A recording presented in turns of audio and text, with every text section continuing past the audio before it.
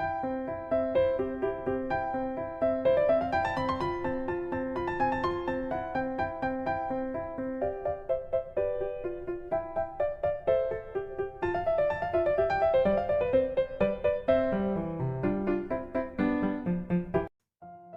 Friends, welcome to Anjali creations.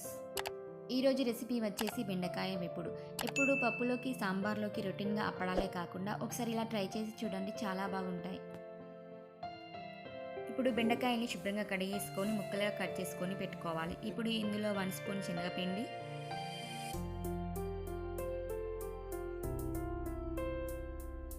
1 spoon cornflour వేసి పొడిగానే కలపాలి. ఎందుకంటే ఆల్రెడీ కడిగేసుకున్నాం కాబట్టి బెండకాయల్లో తేమ అనేది ఉంటుంది.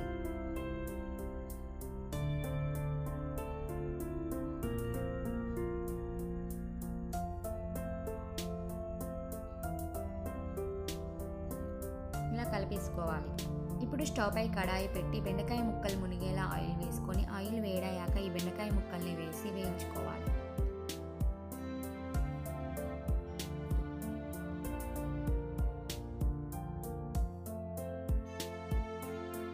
చూడండి, మధ్య మధ్యలో కలుపుతూ ఇలా వేయించుకోవాలి. బెండకాయ ముక్కలు వేగినట్లేనండి, తీసేసుకుందాం. ఇప్పుడు మిగిలిన వాటిని కూడా అలాగే వేయించి తీసుకుందాం.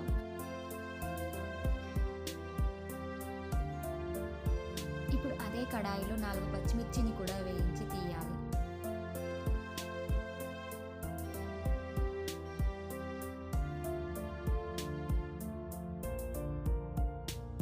ఇప్పుడు మళ్ళీ అదే ఆయిల్లో కప్పు పల్లీలను వేయించి తీయాలి.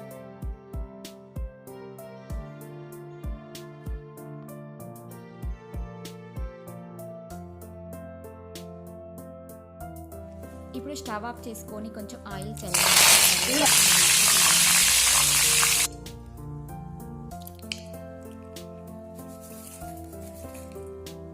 ఇప్పుడు ఒక 8 వెల్లుల్లిపాయలు తీసుకొని తొక్క ఒలిచేసి కచ్చా పచ్చాగా దంచుకోవాలి. ఇప్పుడు దంచిన వెల్లిపాయల్ని ఈ వేపుల్లో వేయాలి.